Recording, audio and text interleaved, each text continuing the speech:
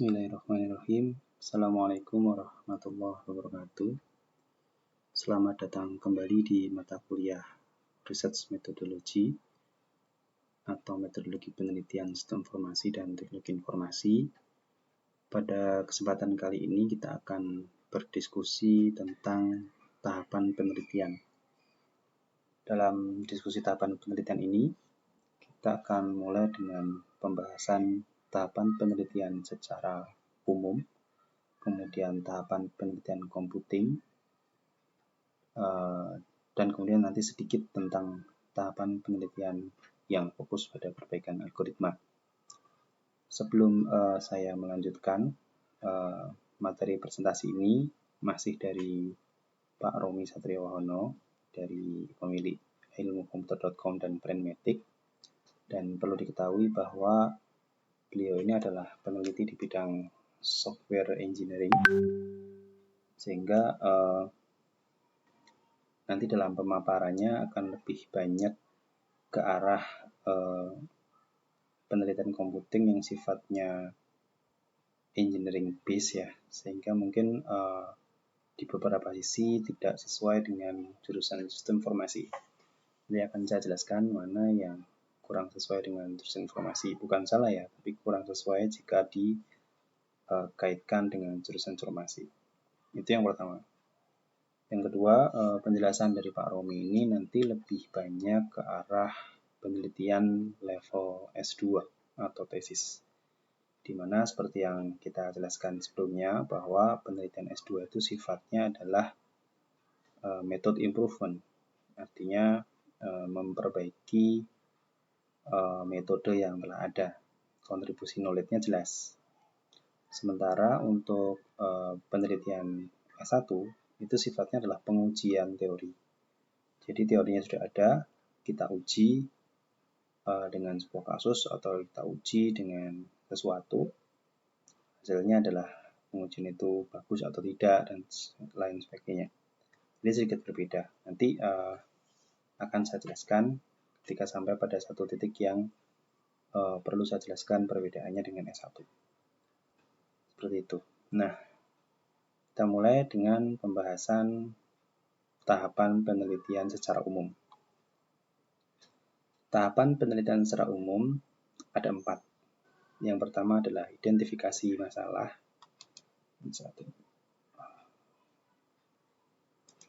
Tahapan identifikasi masalah. Yang kedua adalah perumusan hipotesis.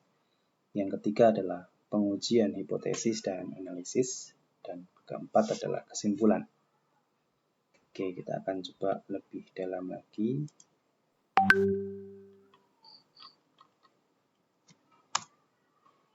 Oke, ini adalah tahapan penelitian umum versus tesis. Ini maksudnya di sebelah kanannya ini adalah bab-bab dalam tesis. Bisa disamakan dengan bab-bab dalam skripsi. Ya.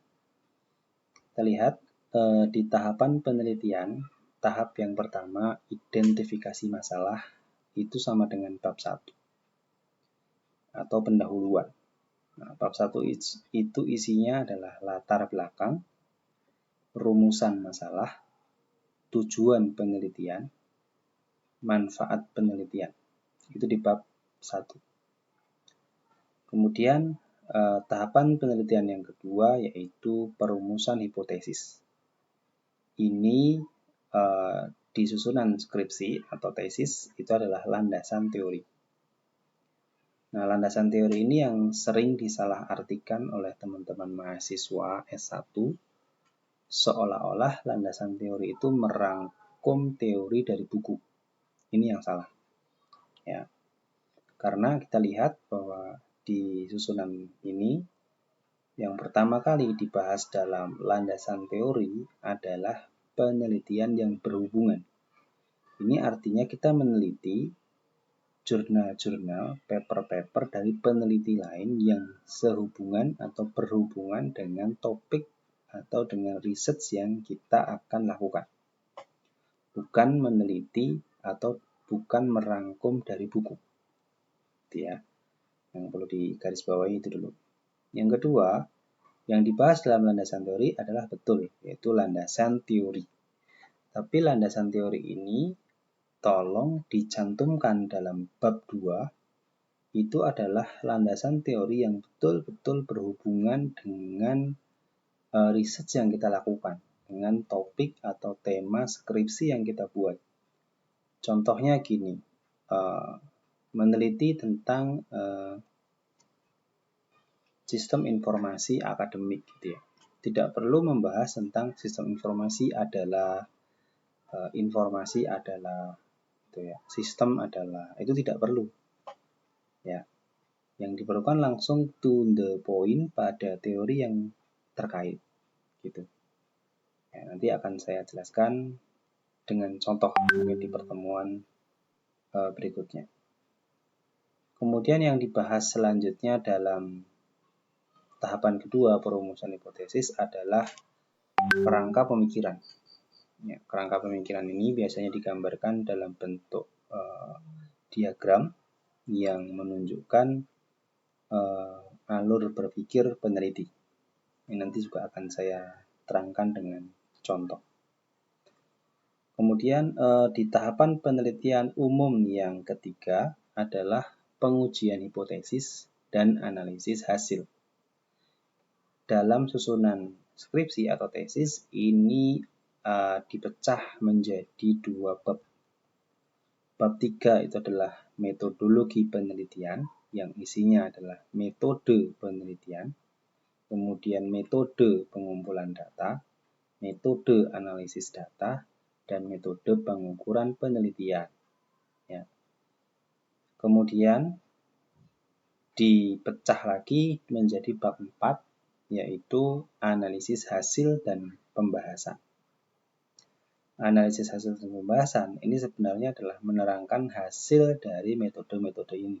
Seperti apa hasilnya? Dan dikupas, dibahas. Kemudian tahapan penelitian yang terakhir adalah kesimpulan. Ini sebanding dengan bab 5, yaitu kesimpulan dan saran. Saya kira ini jelas ya.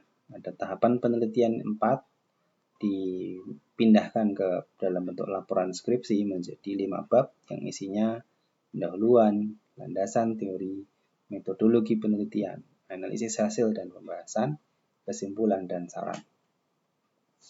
Jadi yang perlu digarisbawahi juga, di landasan teori bukan merangkum buku tapi meneliti jurnal. Oke, kita lanjutkan. Nah, sekarang kita akan membahas tahapan penelitian komputing. Kalau tadi kan umum ya. Sekarang kita bahas tahapan penelitian komputing. Tahapan penelitian komputing, kita lihat di sini, ada satu kotak biru yang menyelimuti. Nah, kotak biru yang menyelimuti ini adalah literatur review. Ini menunjukkan bahwa di semua tahapan ini, 1-7, basicnya adalah melakukan literatur review, membaca jurnal, meneliti paper. Ya, oke. Nanti akan saya jelaskan kesalahan-kesalahan yang sering dilakukan oleh mahasiswa S1, S2 maupun S3 juga. Oke, kita masuk ke tahap pertama, yaitu penentuan bidang penelitian atau penentuan research field. Tahap kedua, penentuan topik penelitian atau penentuan research topic. Kemudian tahap 3, penentuan masalah penelitian atau research problem. Yang keempat, perangkuman metode-metode yang ada atau state of the art method.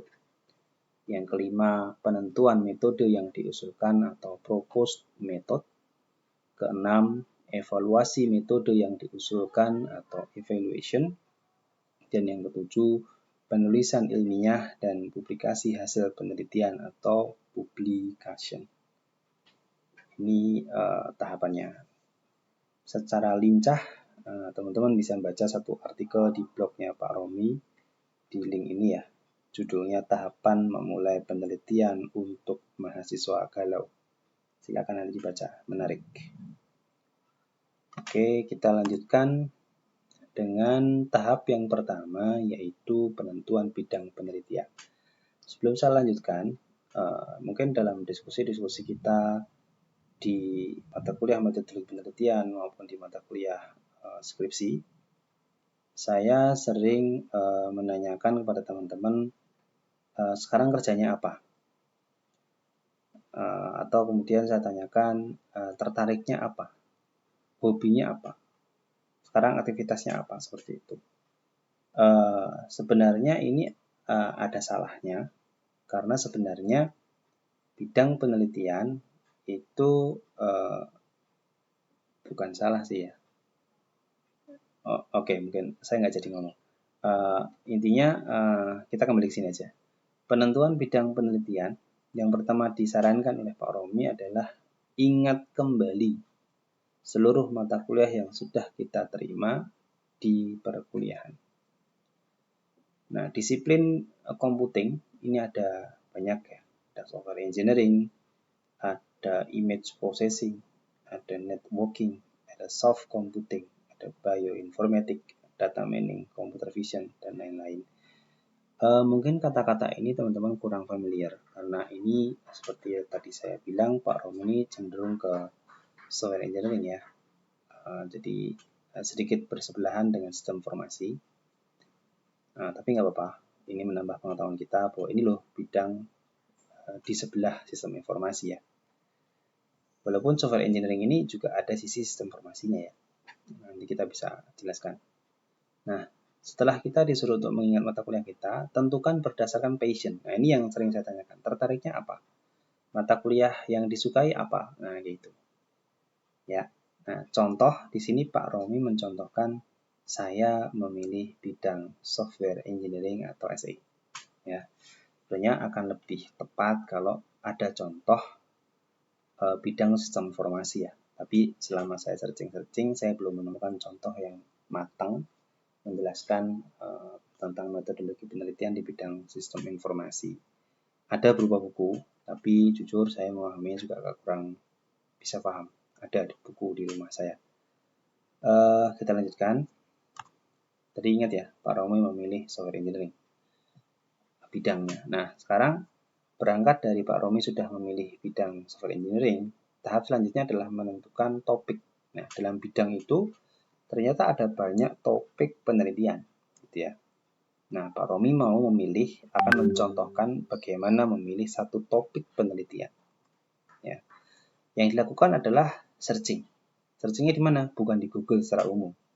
Tapi searchingnya adalah di sciencedirect.com, di Springer Link, atau di IEEE.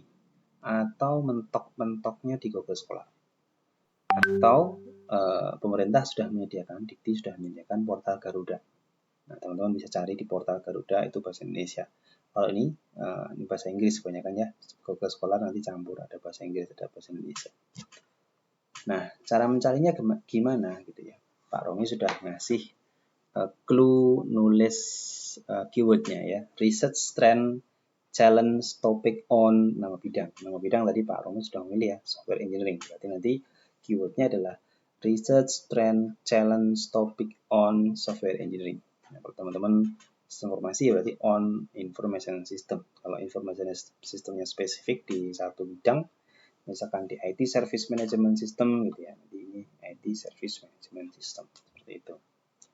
Nah, untuk mempercepat pembelajaran, temukan survei paper berbentuk tertiary study atau SLR dari SLR. SLR itu Systematic Literature Review. Nanti kita jelaskan apa itu Systematic Literature Review. Karena isinya merangkum satu bidang penelitian. Merangkum. Yang disarankan Pak Romi adalah cari paper yang merangkum satu bidang penelitian. Jadi kita nggak baca paper-paper penelitian one by one dulu, kita cari paper yang membahas semua paper, gitu ya, yang merangkum semua paper pada satu bidang penelitian tertentu. Gitu. Oke, lanjutkan penentuan topik penelitian dengan menemukan survei atau review paper, ya, systematic literature review atau survei paper. Karena survei atau review paper yang masuk jurnal terindeks pasti membahas satu topik penelitian. Gitu ya. Nah, ini Pak Romi memberikan contoh. Mencari desain direct. Nah, review artikel, software engineering, ya dicari. Lalu muncul seperti ini. Nah, setelah muncul seperti ini adalah nama-nama paper-paper ya. Pak Romi pilih yang ini. Semuanya bahasa Inggris. Contoh ini sebenarnya memang contoh untuk tesis ya teman-teman. Tapi tidak ada salahnya kita tahu. Kalau untuk skripsi, saya nggak muluk-muluk ya untuk mahasiswa bina tunggal. Saya hanya minta cari 5 paper yang sesuai dengan penelitian Anda gitu. Anda baca, Anda telaah, Anda bandingkan, Anda cari masalahnya apa, solusinya apa, metodenya bagaimana, seperti itu. Nah, kalau Pak Romi ini S1, kalau Pak Romi mengajar S1 itu 70 paper minimal. Ya, 70 paper harus dibaca. Minimal abstraknya dibaca. Itu. Baru nanti mengerucut ke paper yang berhubungan baca beneran, semuanya dibaca seperti itu. Itu yang diajarkan Pak Romi. Oke, nah terus dicari paper-paper review yang sesuai. Ini cara mencari di Springer ya. Nah, setelah itu temu nih satu systematic literature review bahasa Inggris juga. Lalu ketemu di paper ini bahwa dia menggunakan research question 1, 2, 3, 4, 5 gitu ya. Research questionnya seperti itu. Nah, dia nyari research question yang ini. Pak Romi ini mencari research question yang ini. What research topic are being addressed. Jadi dia nyari riset topik apa sih yang dibahas di software engineering gitu ya. Pertama itu dulu dia pertanyaannya. Oh, ketemu ini. Gitu.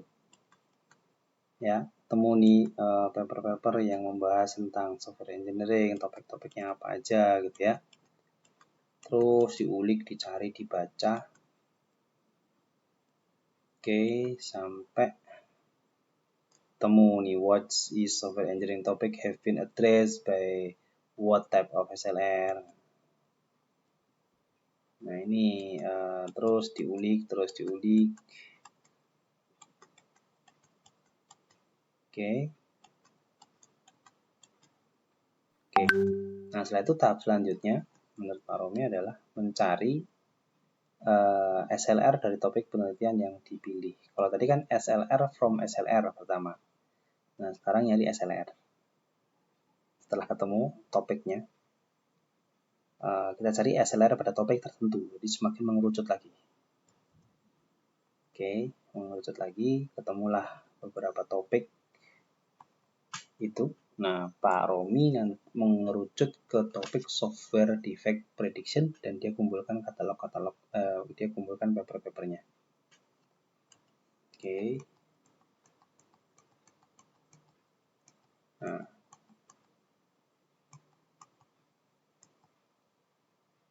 Nah, selanjutnya ini riset-riset topiknya. Nah, ini Pak Romi memberikan kiat topik memilih topik ya. Pilih topik bukan karena pekerjaan kita. Nah, ini yang tadi saya bilang, saya mau ngomong nggak jadi tadi ini sebenarnya. Pilih topik bukan karena kerjaan kita sekarang, bukan karena hobi kita sekarang, tapi karena topiknya menarik, ada passion kita, dan cerita penelitian dapat dilakukan. Usahakan cari penelitian yang membuat kita konsentrasi penuh ke metode improvement. Ya, ini untuk S2. S1 tidak. S1 adalah pengujian teori. Ya. Pilih topik yang dataset sudah tersedia. Ini kalau penelitiannya pakai dataset. Kalau penelitian sistem informasi, biasanya tidak pakai dataset. Ya.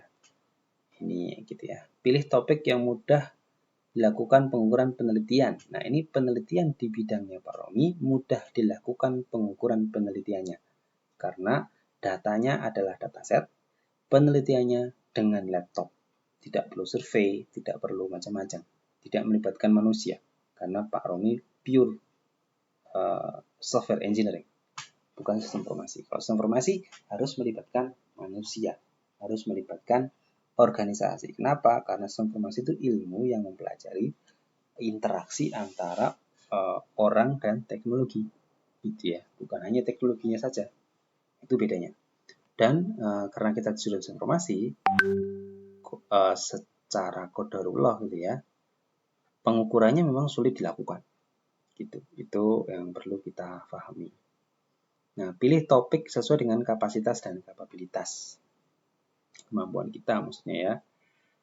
Pilih topik yang mungkin kita lakukan di laptop. Nah, ini untuk bidang beliau, ini bisa. Untuk bidang informasi, jarang yang bisa dilakukan hanya dengan laptop.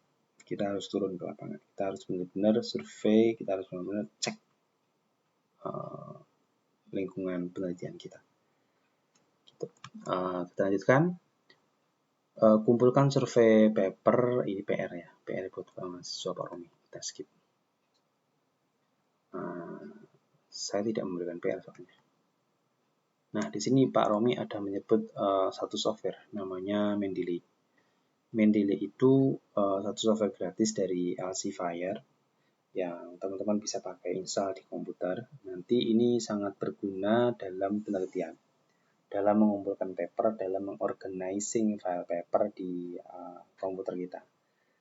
Dan setelah kita mengorganizing paper-paper kita di Mendeley, pada saat kita mengetikkan skripsi dan kita merefer ke paper tersebut, maka kita dengan mudah mengutip dengan Mendeley ini, dan keuntungan bagusnya nanti daftar pustakanya otomatis akan terbuat merefer ke kutipan-kutipan yang sudah kita lakukan dengan software Mendeley ini. Nanti kalau ada waktu saya akan demokan bagaimana caranya. Oke, kita lanjutkan. Nah, ini menyusun riset problem dan landasan. Pak Romi mencontohkan. Ada masalah penelitian, ini di bidangnya Pak Romi ya. Ada masalah penelitian, dataset pada prediksi cacat software berdimensi tinggi memiliki atribut yang bersifat noisy. Ya. Lihat, masalah yang disampaikan Pak Romi bukan masalah kehidupan. Ini yang perlu digarisbawahi. Sering kesalahan teman-teman mahasiswa itu masalah penelitian kamu apa? Oh, di tempat kerja saya input transaksi penggajiannya masih manual, Pak. Ini masalah kehidupan, bukan masalah penelitian, gitu ya. Pak Romi langsung nih menjawab. Masalah penelitian adalah dataset pada prediksi cacat software berdimensi tinggi memiliki atribut yang noise. Datasetnya ada noise. Dan kelasnya bersifat tidak seimbang. Ini istilah di data mining ya. Kelasnya tidak seimbang. Menyebabkan penurunan akurasi pada prediksi cacat software. Ini masalah. Landasan literatur. Menurut Gray, Bowes, Dave, Christianson 2011, there are noisy data points in the software defect dataset that cannot be confidently assumed to be erroneous using such simple method. Nah, ini. Jadi Pak Romi menyebutkan masalah penelitian ini dalilnya mana? Dalilnya ini. Menurut Gray, menurut Wang, menurut Kim Zhang, menurut Tausun, menurut ini Napolitano, menurut Zhang, seperti ini. Jadi bukan sekedar kata-kata Pak Romi. Dia membaca paper-papernya orang-orang ini, dia simpulkan. Oh, ada masalah loh. Ini. Gitu. Ini masalah penelitian. Masalah dari penelitian yang disebut oleh peneliti lain di papernya. Itu masalah penelitian. S1 harus begitu enggak? Idealnya iya, gitu ya. Idealnya iya. Tapi memang berat. Perangkuman metode. Nah, ini rangkum pahami semua paper penelitian yang tujuannya memecahkan masalah yang sama dengan penelitian kita. Pahami metode algoritma terkini yang mereka gunakan. Ini namanya state of the art. Dalam bidang komputing, metode biasanya berupa algoritma, logis dan matematis. Ini bidang komputing yang keren ya. Oke, state of the art itu apa? State of the art adalah the highest level of development of a device, technique, or scientific field achieved at particular time. Simpelnya, state of the art adalah metode terbaru yang digunakan oleh para peneliti untuk memecahkan satu masalah penelitian. Nah, biasanya karena ini masih di level penelitian, belum keluar di produk atau di pasaran. Ya, seperti pada saat saya meneliti waktu tesis saya meneliti tentang proses mining, itu belum ada produk di pasaran tentang proses mining. Kita benar-benar meneliti algoritma proses mining. Nah, setelah saat ini kita lihat SAP, dia mengeluarkan produk Celonis untuk proses mining. Dan banyak produk-produk vendor yang menerapkan hasil penelitian proses mining. Kalau udah begitu berarti yang dipakai oleh industri bukan state of the art, gitu ya. Kecuali industri tersebut melakukan penelitian lagi. Nah, ini state of the art di bidangnya Pak Romi, software defect prediction ya. Ada Menzies, ada Lessman, ada Song. Nah, Pak Romi ini juga berkomunikasi dengan peneliti-peneliti ini via email atau via apa ya. Sehingga betul-betul para peneliti ini memiliki komitmen bersama untuk berkontribusi pada knowledge itu peneliti yang benar ya. Bukan peneliti tidak benar.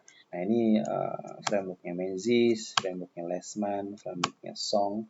Ini framework yang diusulkan Pak Romi. Dia improve. Punyanya Les, punyanya Song, punyanya ini diimprove sama dia. Inilah penelitian. Nah, ini saya skip ya. Nah, ini penting. Menyusun riset problem, riset question, dan riset objektif. Kita lihat. Riset problem. Dataset pada prediksi cacat software berdimensi tinggi memiliki atribut yang bersifat noisy dan kelasnya bersifat tidak seimbang, menyebabkan penurunan akurasi pada prediksi cacat software. Lalu dari sini dikembangkan menjadi 3 riset question. Algoritma pemilihan fitur apa yang performanya terbaik untuk menyelesaikan masalah atribut yang noisy pada prediksi cacat software. Jadi karena ada masalah dataset yang noisy sehingga menyebabkan tidak akurat, pertama yang dicari oleh Pak Romi nanti adalah algoritma terbaik apa yang bisa sesuai dengan atau yang bisa menyelesaikan masalah dataset yang noisy. Gitu. Algoritma meta learning apa yang performanya terbaik untuk menyelesaikan masalah kelas yang tidak balance. Ya, karena tadi asalnya noise, 2, kelasnya tidak seimbang. Jadi cari algoritma yang bisa menyelesaikan dua masalah ini. Itu riset questionnya Pak Romi. Belum terjawab ya. Masih riset question. Bagaimana riset question yang ketiga, bagaimana pengaruh penggabungan algoritma, pemilihan fitur dan metode meta learning terbaik pada peningkatan akurasi prediksi cacat software. Jadi setelah ketemu nih algoritma X, ini algoritma Y, bagaimana pengaruhnya terhadap peningkatan akurasi prediksi cacat software. Ini ya jelas ya, logis ya dari masalah ini. Pak Romi menyusun research question ada 3. Algoritma apa, bagaimana pengaruhnya. Oke. Kemudian dari RQ1 muncullah riset objektif 1. Karena riset questionnya adalah algoritma apa, maka riset objektifnya adalah mengidentifikasi algoritma pemilihan fitur apa yang bisa menyelesaikan masalah noisy. Di sini juga mengidentifikasi algoritma meta learning apa yang bisa menyelesaikan masalah class imbalance. Di sini mengembangkan algoritma baru. Nah, lihat. Di sini masih identifikasi, di sini masih identifikasi.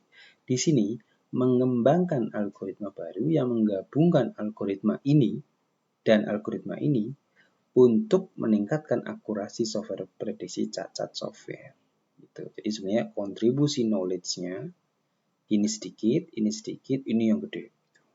Ya.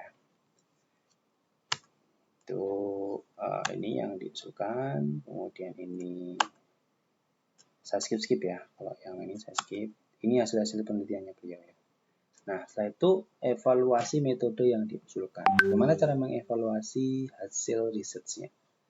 Harus divalidasi dan dievaluasi dengan metode pengukuran yang standar dan disepakati para peneliti di bidang penelitian kita. Masalahnya rendah akurasi, berarti pengukurannya akurasi. Masalahnya adalah efisiensi, maka pengukurannya waktu. Nah, sistem informasi susah diukur gitu ya. Nah, ini evaluasi pada penggunaan data mining, mungkin saya skip aja. Kalau yang tertarik data mining dibaca ya, ini menarik sebenarnya. Cuman kan memang bidang saya bukan ini, saya kurang begitu bisa menjelaskan.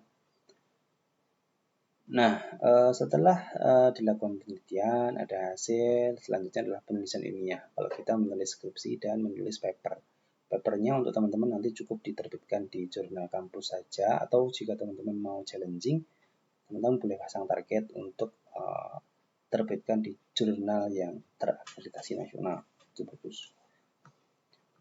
Ya, cara publikasi Pak Romi mengajarkan silahkan cari jurnal-jurnal yang sesuai, yang rankingnya bagus ya. Kalau Pak Romi itu standarnya tinggi itu internasional Q1 itu terbagus ya, Q4 gitu-gitu ya. Nah, ini juga perlu diketahui bahwa dalam satu skripsi sebenarnya bisa jadi beberapa jurnal. Dari riset question 1 jadi satu jurnal, dari riset question 2 jadi satu jurnal, riset question 3 jadi satu jurnal, riset question 4 jadi satu jurnal. Gitu. Setiap riset question pasti menghasilkan konklusi gitu ya. Nah, konklusi itu adalah kontribusi to knowledge gitu. Maka bisa jadi satu jurnal. Seperti itu sih. Nah, ini tugas lagi. Kita skip. Nah, ini Pak Romi juga mencontohkan menggunakan mind mapping ya. Nanti teman-teman bisa searching Xmind, satu software free, ada free-nya, untuk memetakan cara berpikir mind mapping-nya. Silahkan, ini menarik juga. Ini tugas lagi saya skip. Literatur review, kapan-kapan saya jelaskan literatur review. Nah, untuk tahapan penelitian computing saya kira tidak jadi saya terangkan. Kita cukup sampai di sini saja. Jika ada pertanyaan silahkan nanti di grup Telegram atau di komen di YouTube. Terima kasih. Kurang lebihnya mohon maaf. Wassalamualaikum warahmatullahi wabarakatuh.